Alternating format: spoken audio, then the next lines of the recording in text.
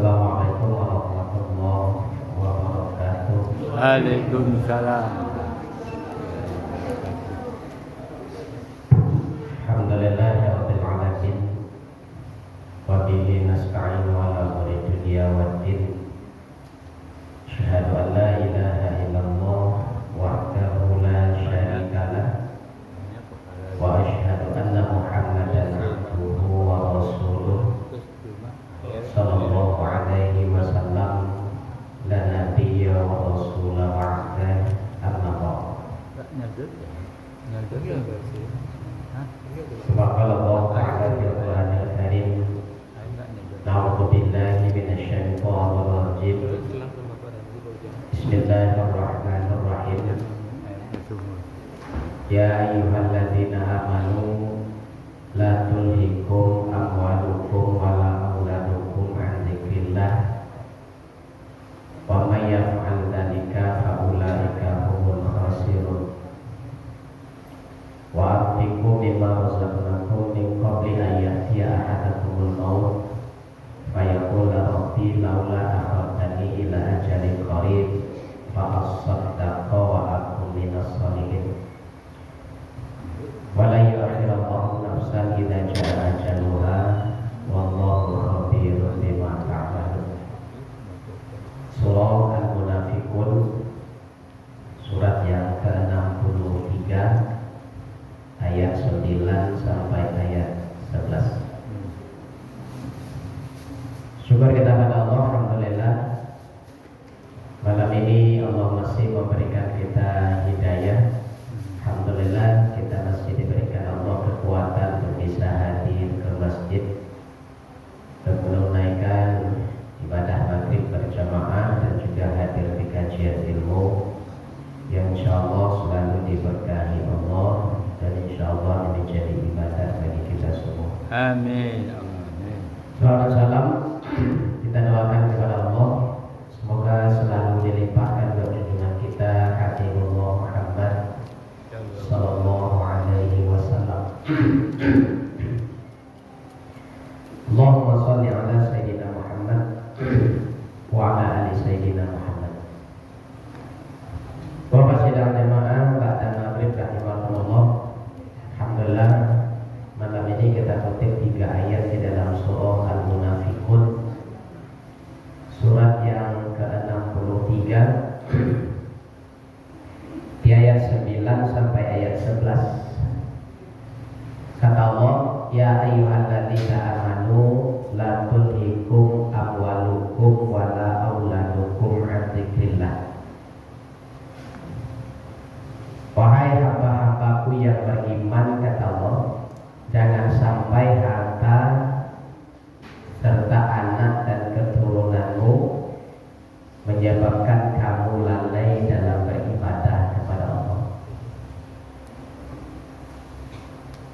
Jadi 2 hal ini penyebab banyaknya manusia lalai dalam beribadah atau dalam mengingat Allah. 1 masalah harta, kedua masalah anak atau cucu. Kenapa harta yang Allah letakkan di urutan pertama, ya Bapak? Karena semua orang punya harta dan tidak semua orang punya anak. Tapi yang menyebabkan manusia lalai selalu dalam 2 hal ini. Coba perhatikan jemaah awak di masjid koi Bapak, yang dulunya rajin ke masjid, rajin sholat berjamaah, rajin pai wirid. Sudah tua kira-kira kalau jarang Bapak ke masjid. Nah, coba lah ibu Bapak tanya, Bapak kalau jarang ini ke masjid, ada wajib ibu. Yang mikirin harta, cucu, anak. Kalau ibu apa jawabnya lah jarang ke masjid? Tuh,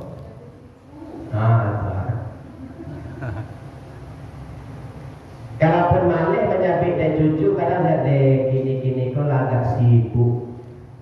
Sibuk tuh dua sih tuh. Kalau ada masalah harato, karajo, kalau ada anak atau cucu.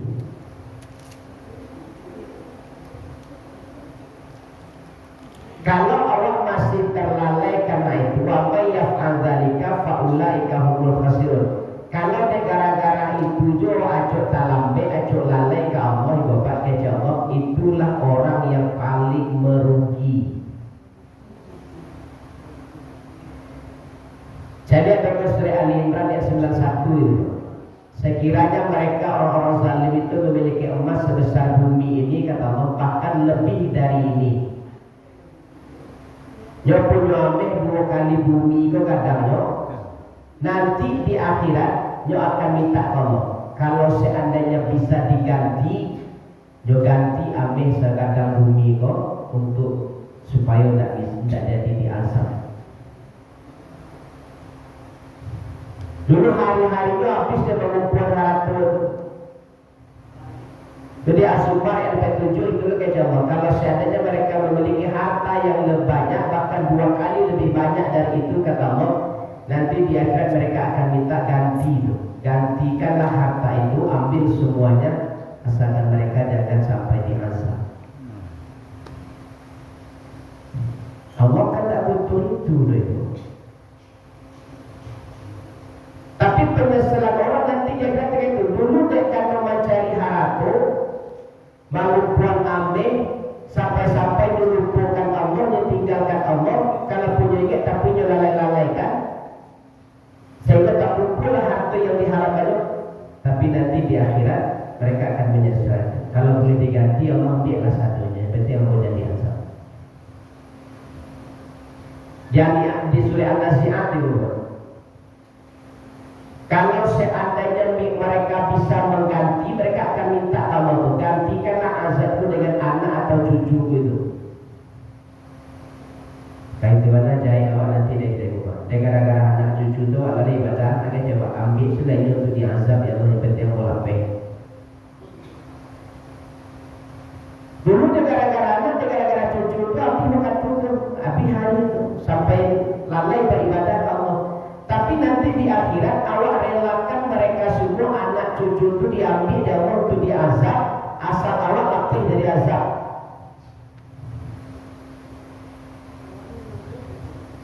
Jadi permintaan orang di akhirat itu macam-macam. Dulu dia sayangkan anak, dia sayangkan cucu, biarlah tak kabeh di rumah, tak bisa beribadah. Kalau sholat tak lalai itu, karena dia tak kabeh tadi. Dia cucu. Tapi ujung-ujungnya nanti di akhirat ambil selainnya satu azab, lainnya ya Allah, penting aku jadi azab. Kalau seandainya bisa diganti, mereka gantikan itu. Ambillah anakku satunya, ambil cucu itu. Kayak itu mana? Ini habis hari ini, Pak. Makanya Nabi jauh-jauh ini mainkan ibu, kesibukan dunia itu kecil Nabi hanya selingan. Sambil menunggu waktu sholat datang, jangan dibalik. Jadi kalau jarak waktu sholat ke waktu sholat itu jauh, dari subuh ke zuhur ada 7,5 jam, zuhur ke asar ada 3,5 jam, asar ke maghrib 2,5 jam, maghrib ke isya 1,5 jam, isya ke subuh. Isilah dengan kesibukan dunia. Isilah dengan kesibukan awak untuk dunia. Silakan kecil-kecil. Bahkan Allah perintahkan begitu saya sholat bertebaranlah di muka bumi. Dia perintahkan Allah. Tapi ingat kecil-kecil, itu hanya selingan. Prioritas utama itu tetap sholat. Jadi dari waktu sholat ke waktu sholat ada waktu senggang. Isilah dengan kesibukan dunia. Tapi begitu waktu sholat datang, yang selingan itu tinggal dulu. Itu nyonya Allah. Tapi di awal tak balik. Nabi nak baca tu jangan dibalik. Tapi di awal tak balik itu, Pak. Solat tu di saat-saat selingan ketika awak lah panik kerajo, di saat waktu lah sanggang dalam bau sahur. Kamu pengalaman mana dulu waktu kerajo di kantor itu? Begitu orang azan agak ditanya di keluar kamar, solat lu. Nanti orang lain ikut itu. Nah, tapi ada kawan begitulah kusui, mukanya, rambutnya lah kusui, bapak. Lah cuma punang, cuma tu lah digisah-gisah, matanya agak leh. Nah,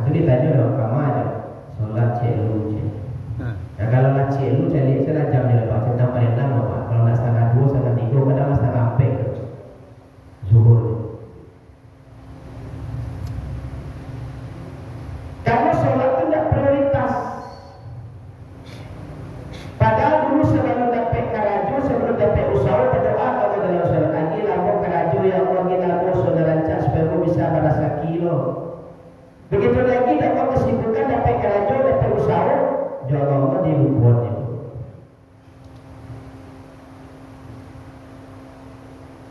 Itu makanya hati-hati Bapak. Misinya iblis itu menyesatkan manusia sebanyak-banyaknya. Makanya salah satu langkah untuk menjalankan misi iblis itu adalah menjauhkan manusia dari sholat. Baca ini Bapak. Pertama, sengaja membiak manusia kau jangan sampai sholat. Sebab kalau orang kau tak sholat, pasti masuk neraka dan toleransi itu. Onyo rajin bersedekah, ustaz rajin puasa, rajin menolong orang, nyupiti kowe kok mana, tapi sayang seketik tak sholat. Tak sholat tu maka masuk neraka. Karena kalau tak sholat tak ada toleransi. Jadi ini surah Al-Mudaththir Bapak ayat 40. Masalah kakum fi saqar. Apa yang menyebabkan kalian masuk dalam neraka? Ada banyak. Lam naku minal musallin. Kami dulu tak pernah sholat. Jadi itu misinya iblis itu. Cara menjauhkan manusia dari sarunggo, mendakikkan manusia ke dalam neraka, dilarangnya manusia untuk sholat, dicegahnya untuk sholat. Kenapa dia sholat? Nah kadang-kadang dengan kesibukan duniawi awak, awak kadang terlupa di sholat. Kalaupun masih ingat sholat kadang tak lalai-lalai. Nah, kalau orang itu masih mampu untuk sholat dan ditinggalkan sholat, strategi kedua setan sholat lah tapi jangan berjamaah di rumah seorang. Itu cara iblis, cara setan. Sholat lah tapi jangan berjamaah. Karena apa jaminan orang berjamaah? Kata Nabi dari sebuah Muslim, siapapun yang sholat berjamaah selama 40 hari tidak ketinggalan takbiratul ihram. Maka Allah berikan dua keselamatan, bara'atun minan nar wa bara'atun minan nifaq. Dia pasti Allah jauhkan dari neraka dan Allah jauhkan dari sifat munafik. Sampai 10 hari saya berjamaah Pak, nggak dijauhkan Allah dari neraka. Ulun bawa lah berjamaah 4 tahun di bawah. Sebenarnya kecil iblis, setan itu kawan, nggak usah berjamaah di rumah saya. Karena Allah kalau tidak berjamaah dan pasti kalah. Dan Allah telah mengecek di surah Al-Hasyr surah 59 ayat 20, la yastawi ashabun nari wa ashabul jannah. Tak sama nanti jumlah penduduk neraka dibandingkan jumlah penduduk surga. Neraka di surga dulu Allah, artinya neraka itu lebih banyak penduduknya daripada awak penduduk surga. Paham apa itu Bapak? Kecil Allah ashabul jannati humul faizun. Karena yang masuk surga itu yang juara, yang mana? Yang mana kan banyak Pak. 1, 2, 3 juara dia kira. Juara 1, juara 2, juara 3. Kalau ada syarat orang yang batal dia 97 kalah 3 yang masuk surga. Ashabul jannati humul faizun. Karena yang bisa masuk surga itu yang juara. Jadi Bapak kalau ingin pasti masuk surga, jadilah juara atau pemenang. Pak cara jadi pemenang itu datangi panggilan untuk manang tu. Kan di azan itu panggilan 2 yang kata hayya apa? Hayya 'ala sholat, hayya 'ala falah. Baiklah sholat ya Allah supaya manang. Nah awak acok keliru memahami panggilan azan itu. Hayya itu 2, hayya 'ala sholat, hayya 'ala falah. Awak acok mendengar hayya yang pertama saja, hayya 'ala sholat, baiklah sholat ya Allah. Yo jawab. Langsung wudhu, langsung ambil perlengkapan sholat, ambil sejadah tapi sholatnya di mana itu? Di rumah, di kamar, di kadai, di kantu. kalau ada panggilan hayya yang kedua, hayya alal falah, supaya sholat itu manang, datangi tampek yang mengimbau untuk manang itu. Tampeknya itu di masjid, bukan di rumah.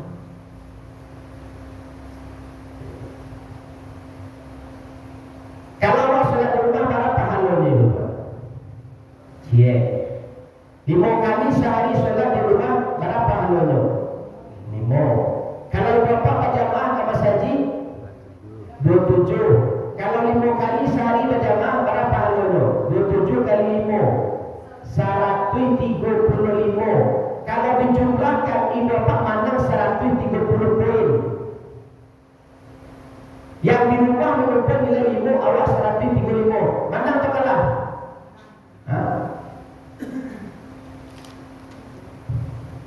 Dan kalau dirangking orang tercampak Bapak kalau yang sholat di rumah tadi. Karena kalau dijumlahkan nilai awak tu jauh dari yang diharapkan tu, maka awak kalah tadi situ orang umpat 27 awak dapat cie. Orang sehari dapat 135, awak dapat 5. Kalau dia tu nilai itu kalah je. Ya, Pak?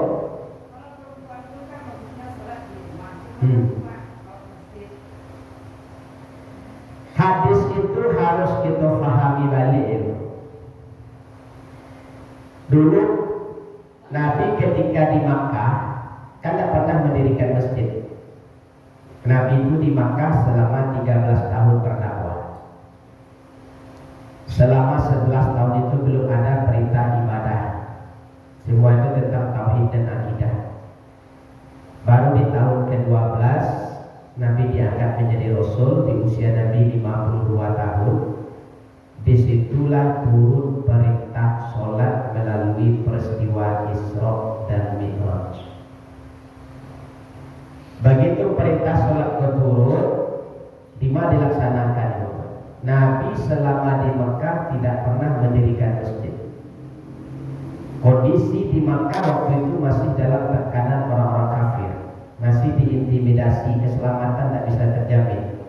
Sehingga Nabi memutuskan kita melakukan sholat berjamaah, ditunjuk salah satu rumah sahabat yang agak terpencil dari kota Mekah. Di situ ditunjuk di rumah Arqam bin Abil Arqam. Selama 1 tahun itu Nabi sholat berjamaah di rumah Arqam bin Abil Arqam. Di tahun 13 turun perintah untuk hijrah ke Madinah. Di selama 1 tahun itu kalau sholat di rumah Arqam bin Abil Arqam, tampaknya agak jauh dan orang-orang kafir selalu melakukan teror terhadap orang beriman. Maka kata Nabi, perempuan lebih baik sholatnya di rumah saja. Ini untuk menjaga keselamatan diri dan kehormatannya. Tidak usah berjamaah di rumah karena kondisi tidak memungkinkan. Tapi begitu Nabi hijrah ke Madinah, Nabi berhenti di Kuba mendirikan masjid pertama. 3 hari setelah itu beliau berangkat ke Madinah. Di Madinah mendirikan masjid kedua yang disebut dengan Masjid Nabawi. Nah, karena Nabawi Madinah itu lebih aman, maka Nabi mengatakan ke sahabat, kalau istri kalian ingin ikut sholat berjamaah, jangan kalian larang. Tapi kalau mereka ingin sholat di rumah, karena ada musuhnya, kata Nabi, biarkan. Di sajak Nabi hijrah, perempuan dibolehkan sholat berjamaah di masjid selama tidak ada unsur yang memberatkan ibu. Jadi kalau seandainya ibu pilihannya boleh sholat di masjid, boleh sholat di rumah. Kalau ibu ada unsur halangan, silakan. Ibu sakit, suami sakit, anak sakit, silakan sholat di rumah. Atau ibu punya anak ketek dan cucu ketek, ibu anak ketek di bawah 7 tahun, tak mungkin dibawa ke masjid. Ibu lebih baik sholat di rumah. Sebab kalau ibu asuhnya ke barangnya ke masjid, anak di bawah 5 tahun dibawa sholat ke masjid, balari di sekitar masjid, itu rusak sholat orang, ibadah sholat. Ibu dianggap menzolimi orang sholat.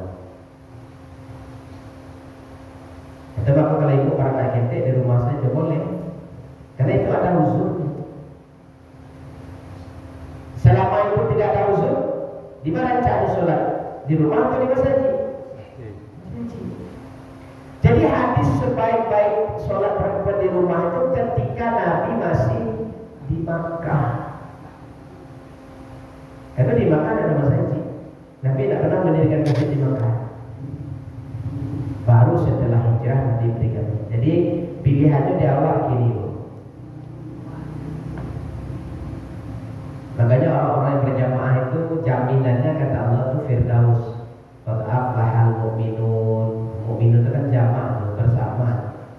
Alladzina hum fi sholatihim khashi'un, mereka yang khusyuk dalam. Jadi kalau berjamaah itu dijamin khusyuk Allah. Nah kalau berjamaah tadi dijamin khusyuk di Allah. Ulaika humul warithun alladzina yarithunal firdaus. Marketing itu kan bisa dibawa ke sakit, kan bisa dinasihati kan. Terus kalau aku bisa masih ibarat jalan. Makanya kalau mau anak ketek kan perintah Nabi dalam hadis itu muru auladakum bisolat bisa ba'ina sana. Suruh anak kamu sholat di usia 7 tahun. Kenapa syaratnya Nabi 7 tahun? Karena 7 tahun itu dianggap mumayyiz yang sudah bisa membedakan mana perintah, mana larangan, mana sunnah, mana taat. Itu makanya kalau ingin membawa anak atau cucu ke masjid, Allah yang mulai 7 tahun SD. Karena juga bisa dilarang, bisa ditahan. Karena orang yang protes apa? Nabi sebenarnya membawa cucu ke masjid. Iyo. Tapi Nabi ketika membawa cucu anak dari Zainab itu, anak Nabi Zainab, itu ketika 25 tahun itu, ketika dia membawa cucunya sholat, Nabi tidak pernah melapaikan cucunya dari gendongannya dong. Dibawa ke masjid tapi digendong. Begitu sujud diletakkan. Begitu tagak diambil digendong balik Nabi. Dalam riwayat dikatakan diletakkan di kubur depan. Dibawa oleh Nabi tapi tidak dilapai. Awak umur 3 tahun bawa ke masjid. Dilapai ke masjid. Itu kincang saya boleh diubah. Malita di orang sholat, balik lari di kubur seberang. Apa aku boleh kacamata satu salah duta terletakkan di lantai. Anak kambang-kambang pipi apa aku mencari kacamata di lantai. Anak aku boleh lari. Tak usah sudah bawa tu. Yang berdosa tidak anak apa? Yang membawa anak dia berdosa. Kan menzalimi orang sholat. Jangankan anak ketek berlari, bapak. Awak baca Quran di samping orang sholat itu ditegur dan biasa itu di hadis Bukhari itu. Seorang sahabat mengaji sementara sebelah itu saudaranya sedang sholat sunat. Ada Nabi, saudaramu sedang berkomunikasi dengan Tuhan. Jadi kan dikonsolimi dengan bacaan Quranmu yang kau keraskan. Baca Quran mayu.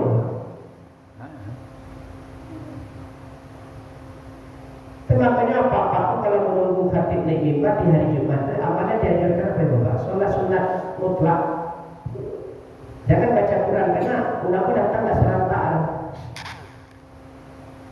Masuk jam 2 balik masjid kurang jam 12 seperempat azan. Masuk masjid sholat sunat tahiyatul masjid 2 rakaat. Masih ada waktu 10 minit lagi sholat mutlak 2 rakaat.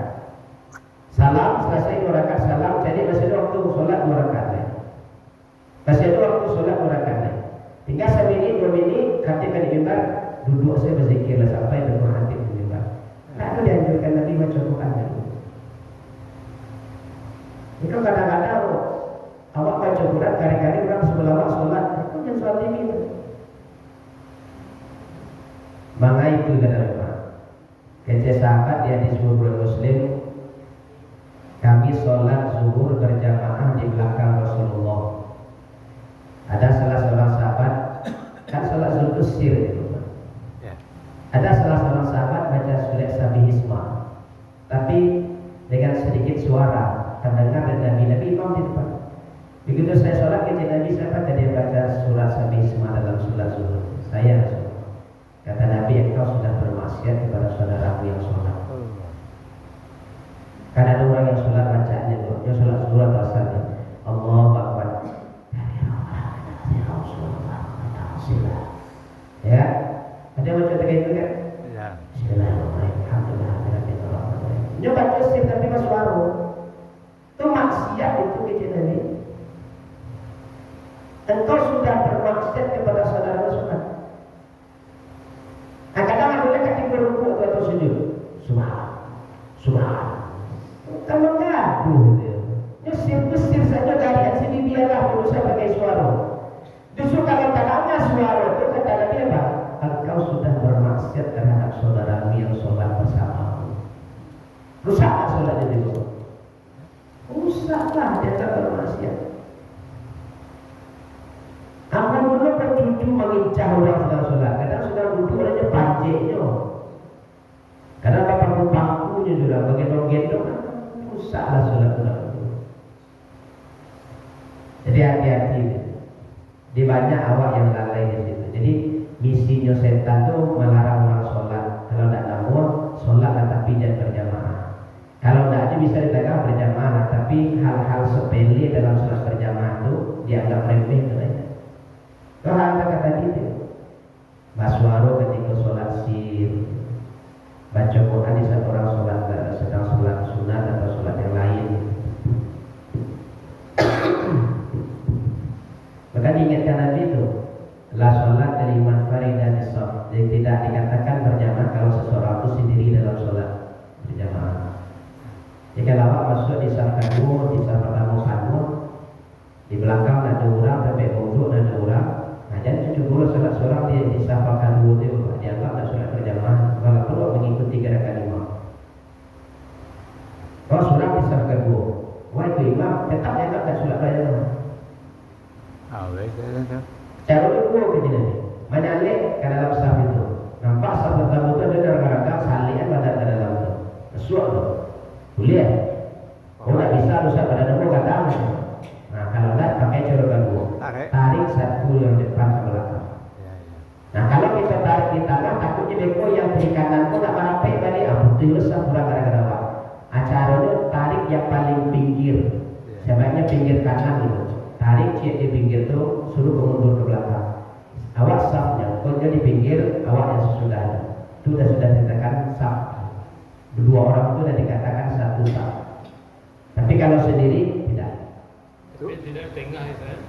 Kalau saya di tengah Pak, takutnya beko tidak merapi dan di tengah kok. Dia menganggap setara kan, itu sudah kurang lewat. Cuma jadi fitnah, Ustaz. Kami pernah praktekkan di situ kan. Di situ yang mengatakan kemudian makanya sudah kok menyebut anak-anak. Nah, kalau seandainya lah duit saf kedua dan kawan-kawan di sudut itu berarti itu mencari kawan dan minta kawan ke belakang itu. Awak yang datang sambung di situ. Kalau yang datang kedua itu duit saf di tengah, yang di tengah itu tidak dianggap berjamaah. Karena dia tak menyatu dengan saf selanjutnya. Saf selanjutnya kan di situ mulai. Ya, itu yang hal seperti itu yang diremehkan itu dibuat di setan sampai sholat awal tak jalan gitu. Dirusak sholat awal di situ. Kau kawan lah dua di saat kita pilih dia mah. Jadi gara itu, makanya di situ hanya macam para pekerja dua ketiga di tengah begitu. Sementara itu saf kedua lebih mulai di sudut. Yang di tengah memisahkan diri dari saf yang sudut dianggap tidak ikut berjamaah.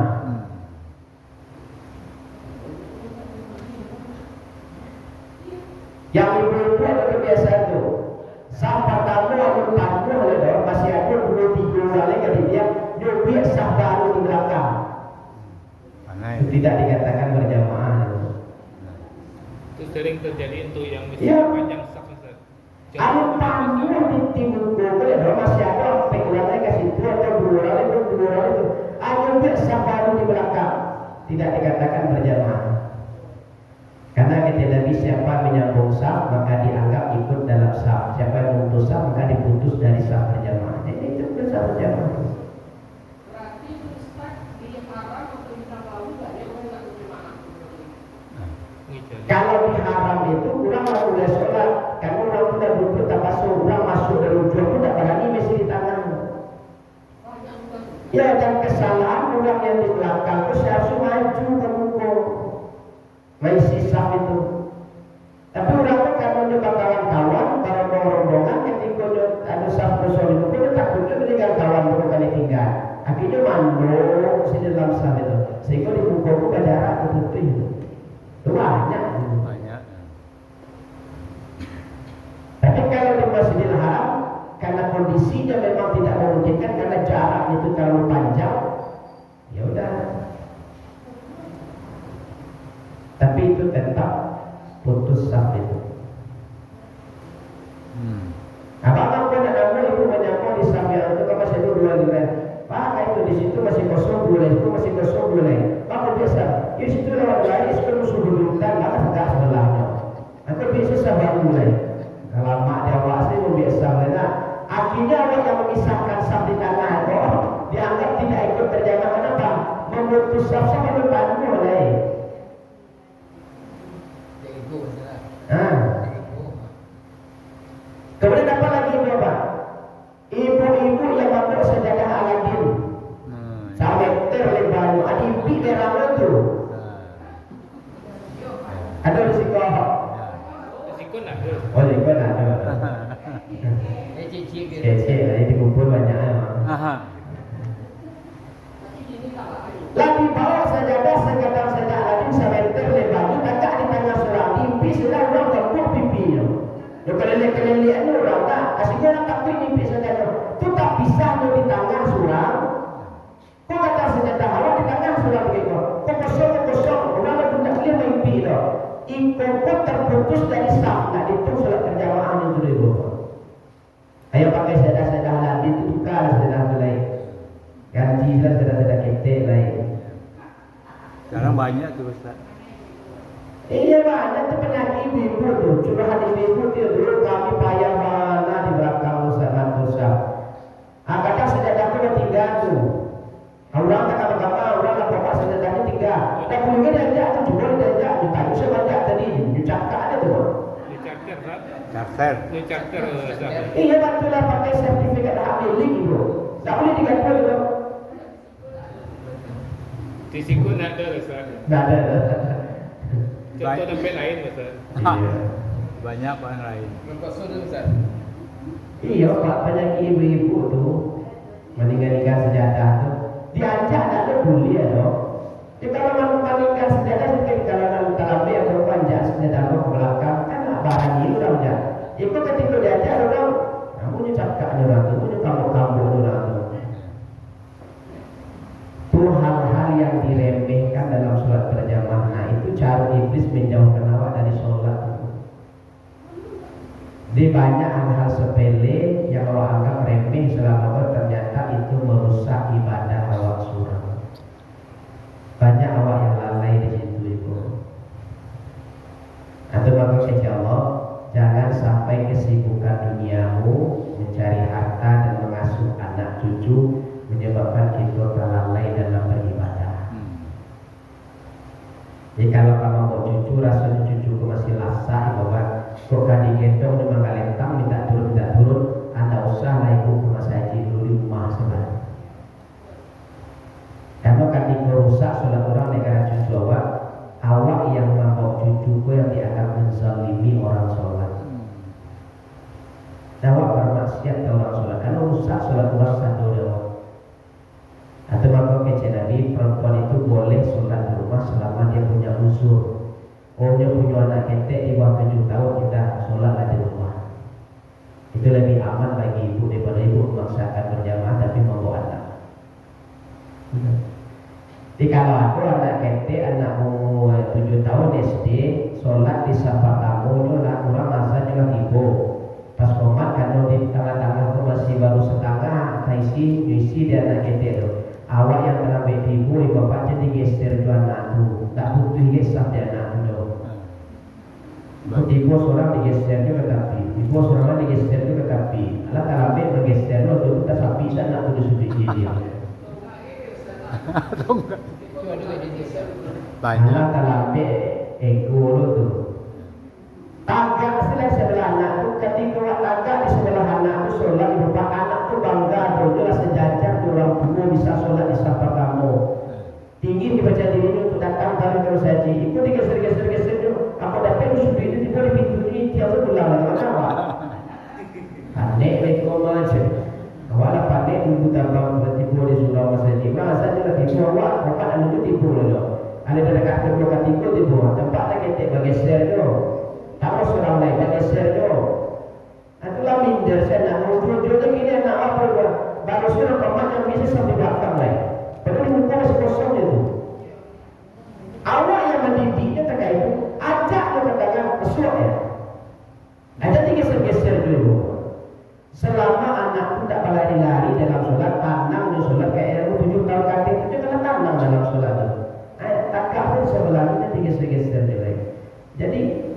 estimasinya untuk berjamaah itu tinggi. Itu kenapa? Katanya dalam sholat tidak bisa sejajar bapak-bapaknya. Karena lah diakui keberadaannya dalam sholat berjamaah itu bisa ngisi saf pertama. Iko lawak terlambat baru geser-gesernya.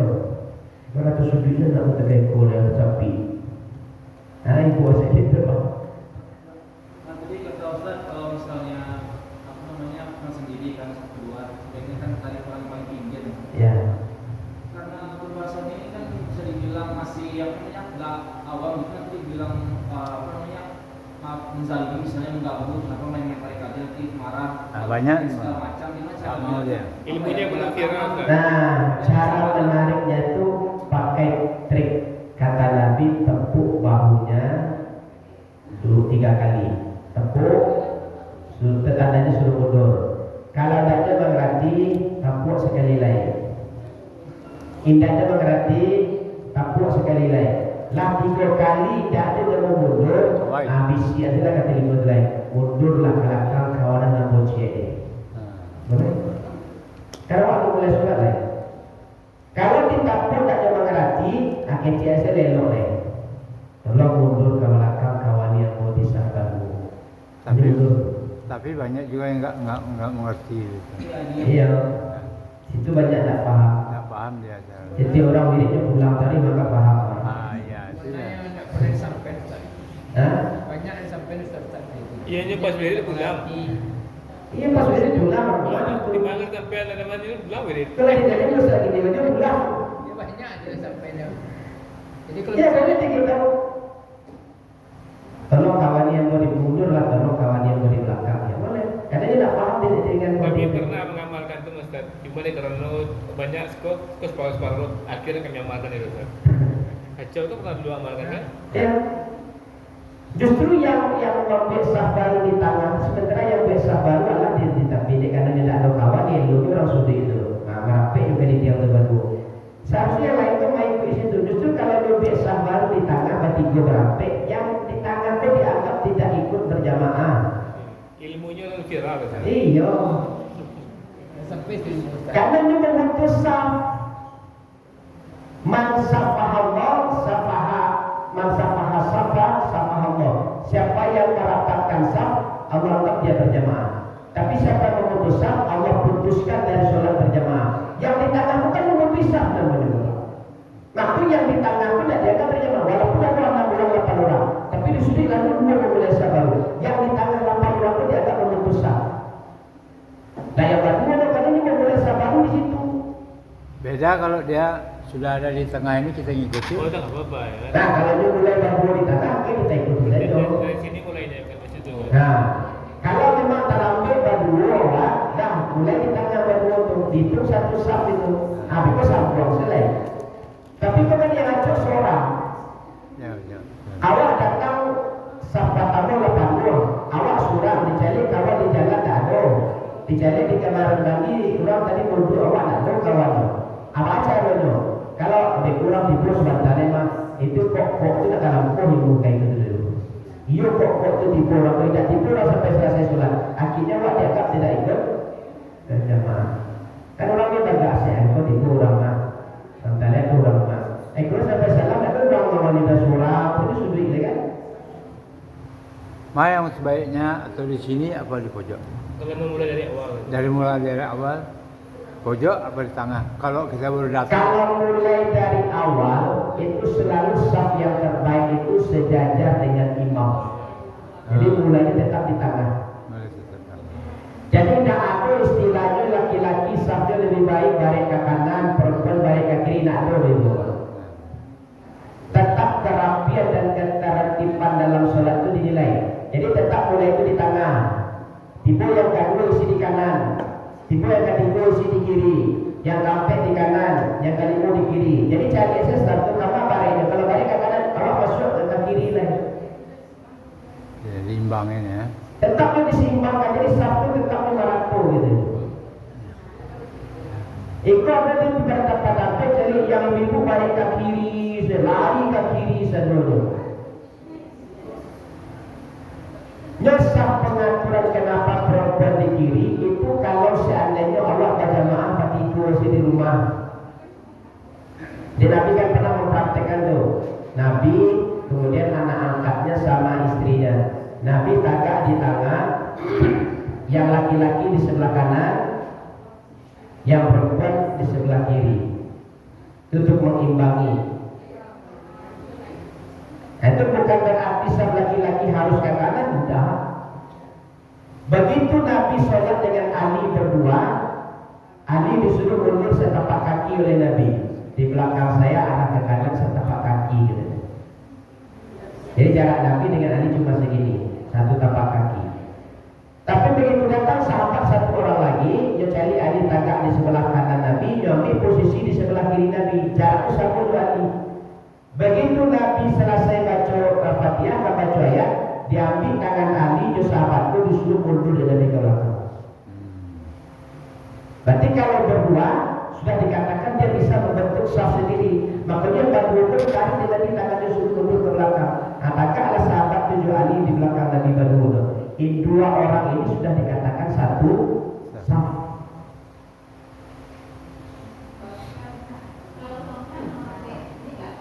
Tonggak tidak memutus saf ibu.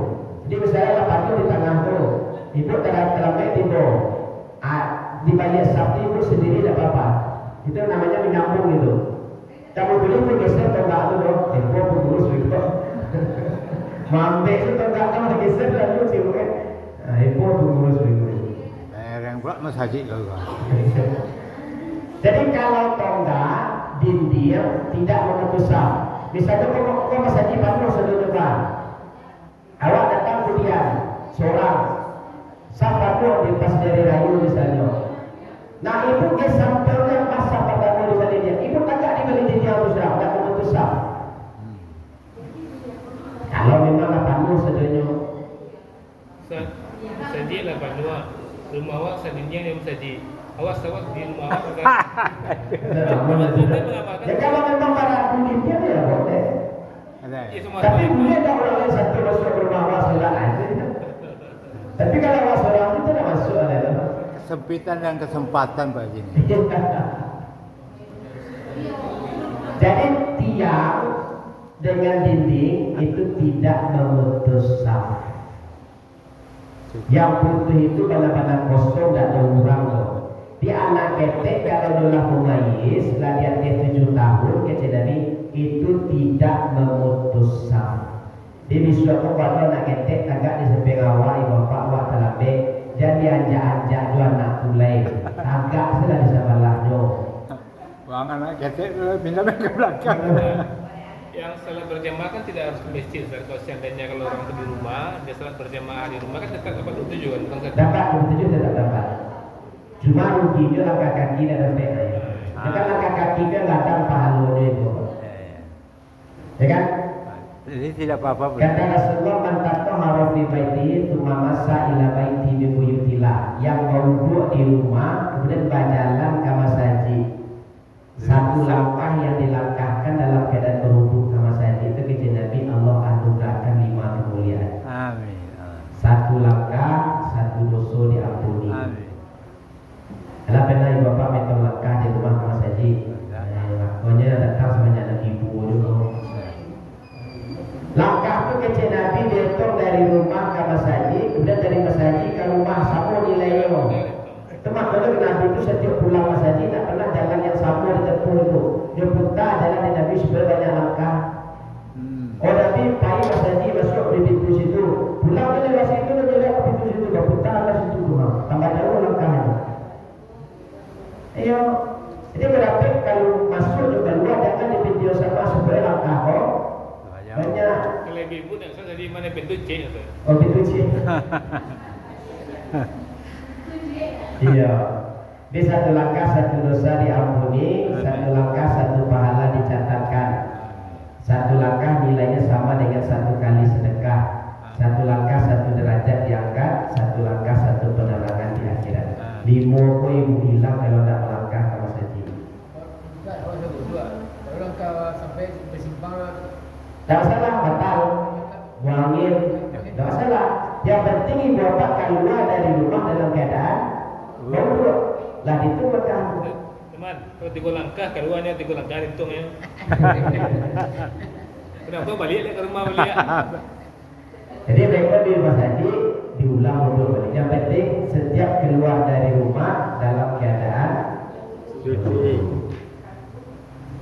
Jadi wudhu atau di rumah sebelum bayar batal baru di masjid kita wudhu. Imai juga ya Mas Haji. Imai masjid dah kadang lagi dia tu Masya kan. Allah, amalkan lagi. Iya. Emang itu tujuannya tu. Jadi tak cocok buang wudhu di masjid kan. Lagi kita ikut orang iya kan. Nah, jadi Jadi ketika kalau batal orang saya. itu Mas Haji suruh lazat. Ah, Untuk wudu atau mandi Zat. iya. Masya Allah. Kalau iya ibu tu gini kau. Alhamdulillah. Fikirnya kurang iya. Awak dan ibu nak ibu ayu putih, pak putih. Masjid minta ayu dah boleh dah. Kunci tu sampai wudhu ke dulu. Ya, kan ini sudah banyak yang putih dah. Apa? Dah 20 hari yang baru sehari 2 hari itu dia impang. Kenapa masyarakat kami minta air? Tentu kalau saji lah. Ya. Nah dilarang pun dikunci lo itu sampai bau air. Lala jemaah mencari air ni kan. Ya, ya, ya. Saja ni punya Ustaz. Ustaz, kecuali musim iman dan musim takwa dia nak kunci. Itu yang mantap ibu. Dia ini dia kunci. Iya, semakin dekat tagih lagi semakin kadang palu ibu ni ibunya bayi je. Ya. Kan pergi jemaahnya bayi je nak. Yang mampir jemaah yang tak bayi jemaah nak dilarang. Pengurus gua kecilnya kan dia punya Ustaz. Iya. Kawan tu masjid pribadi dia nak dia bayi tu aja. Kadang bagian di masjid gitu kan. Ada. Kan dalam keadaan darurat. Kalau tak darurat tak putus lagi, pak kan tak lalu orang masjid betul kan. Makanya berpayang Zat. Iya, dulu waktu kampung 2009 saya lalu orang masjid pindah dari rumah masjid orang. Bina kampus. Dia kampus lain pun dia pernah. Jadi bapak jangan sampai lalai ya. Ya. Dia dia baju bawa nyolok. Weh, tu mah pai tak kita bau. Pakan kerau Dia Zat. pakai kurau mah. Lah makan apa Zat. Mungkin itu. Itu berarti rasa memilikinya tinggi tu. Bu. Tak mungkin itu dia bawa. Yang mungkin. Pakan kerau Zat. Baik, dah masa Isa kita cukupkan. Mudah-mudahan ada manfaatnya. Pembuka pintu Pak. Kita tutup dengan doa kafaratul majlis. Subhanaka Allahumma wa bihamdika asyhadu an la ilaha illa anta astaghfiruka wa atubu ilaik. Bila taufik wal hidayah. Assalamualaikum warahmatullahi wabarakatuh. Waalaikumsalam.